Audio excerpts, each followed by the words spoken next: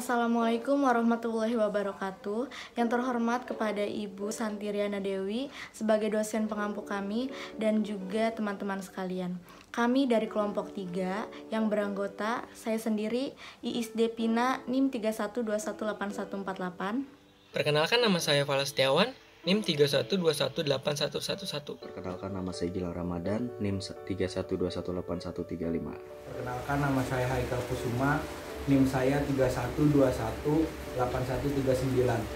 Perkenalkan, nama saya Iis Rizky Sanipah Reja, NIM 312-18-14-9. Perkenalkan, nama saya Yuni Sulistiani, NIM 31218329. Di sini kami akan membahas materi yang telah didiskusikan oleh kelompok kami, yaitu tentang post service training. Langsung saja kepada pembahasan pertama, yaitu akan dibahas oleh Fala Setiawan. Post service training adalah pelatihan yang dilaksanakan organisasi untuk membantu dan mempersiapkan karyawan dalam menghadapi pensiun. Misalnya, pelatihan wirausaha, pelatihan peternakan, pelatihan pertanian, dan sebagainya. Tujuan pelatihan masa persiapan pensiun tujuannya adalah memberikan pengetahuan dan keterampilan kepada peserta pelatihan agar mampu mempersiapkan pensiun dengan persiapan lebih dini. Diharapkan nantinya peserta dapat mempersiapkan pensiun termasuk di dalamnya persiapan aspek psikologis, keuangan, maupun kegiatan yang akan dilakukan pada masa purna karya. Terima kasih. Manfaat post service training atau pelatihan purna atau pasca tugas. Ada 3, yaitu yang pertama, pelatihan persiapan pensiun bisa membantu mengisi pensiun tersebut dengan lebih aktif, lebih sukses, memberikan wawasan yang lebih luas tentang bagaimana seharusnya ia sehat dan pastinya juga harus bisa lebih bahagia. Yang kedua, melalui pelatihan tersebut, para karyawan dan pegawai akan lebih siap dalam menghadapi, menyikapi, serta mengisi masa pensiunnya kelak dengan hal-hal yang lebih positif. Yang ketiga, pelatihan ini juga bermanfaat untuk meningkatkan citra positif, kebanggaan, serta loyalitas para pegawai dan karyawan terhadap perusahaan serta instansi di mana ia bekerja. Selanjutnya ada penilaian dan pelaporan post-training service atau pasca pelatihan atau tugas. Menurut Hamalik tahun 2007 menjelaskan tentang penilaian dan pelaporan pasca pelatihan yang dibagi menjadi 3, yaitu fungsi.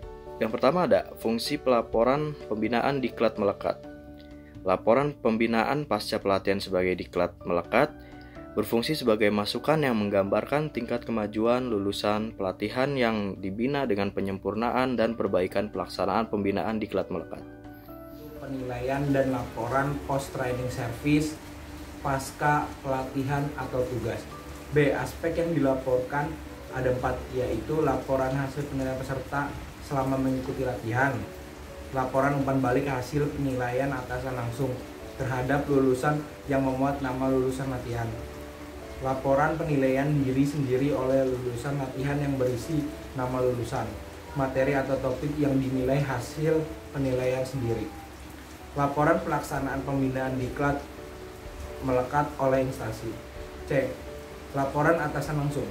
Atasan langsung dari lulusan bertanggung jawab menyampaikan laporan kepada Balai Diklat tentang hasil pelaksanaan tugas. Implementasi post service training. Program ini dirancang khusus bagi perusahaan, institusi pemerintahan, komunitas dan lembaga lainnya yang akan memberikan pelatihan wirausaha untuk persiapan pensiun untuk para pegawainya. Bentuk pelatihan kewirausahaan persiapan masa pensiun ini cukup unik, yaitu berupa pelatihan berbasis kewirausahaan melalui format training, workshop, coaching, monitoring, dan consulting. Terima kasih. Selanjutnya ada aspek atau area yang perlu dipersiapkan di dalam persiapan pensiun. Yang pertama itu adanya aspek ekonomi. Aspek ekonomi ini berkaitan dengan pengelolaan keuangan serta kewirausahaan. Yang kedua adanya aspek psikologis. Aspek psikologis ini untuk mempersiapkan mental ketika akan menghadapi suatu perubahan pada saat pensiun. Yang ketiga adanya aspek sosial. Aspek sosial ini yaitu bagaimana menyiapkan setelah pensiun harus tetap memiliki peran sosial dan juga menyiapkan dukungan sosial ketika pensiun itu tiba. Yang terakhir itu adanya aspek fisik. Aspek fisik ini berkaitan dengan kesehatan. Jadi diantaranya dalam rangka membangun perilaku kuratif, tentu juga untuk menjaga kesehatan dan juga mengatur pola makan. Terima kasih. Contoh post service training. Yang pertama, Badan Kepegawaian Pendidikan dan Pelatihan Kabupaten Kendal bekerja sama dengan Pusat Pengembangan Kewirausahaan Lembaga Penelitian dan Pengembangan Universitas 11 Maret (LPP MUNS) menyelenggarakan kegiatan pembekalan PNS yang akan menghadapi purna tugas.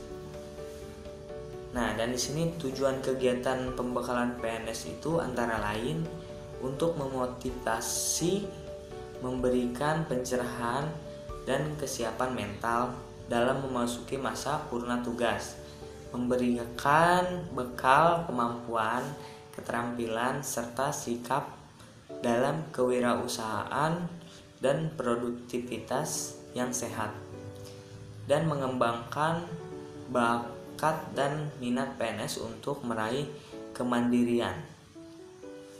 Terima kasih. Contoh yang kedua ialah pelatihan peternakan. Pelatihan pewirausahaan PNS calon pensiun. Berbagai informasi terkait budidaya ikan lele mulai dari tahap persiapan, pengelolaan, hingga pemasaran budidaya ikan lele yang meliputi pemilihan lokasi, pembuatan kolam, sumber air, jenis pakan, pemilihan benih, manajemen, serta SDM pengelolaannya. Selain mendengarkan pemaparan materi tersebut, para peserta juga diberikan kesempatan untuk melihat secara langsung pembuatan kolam ikan lele yang akan dibudidayakan. Terima kasih. Baik, itu saja yang bisa kelompok kami sampaikan. Mohon maaf jika ada salah-salah kata. Terima kasih, kurang lebihnya mohon maaf. Wassalamualaikum warahmatullahi wabarakatuh.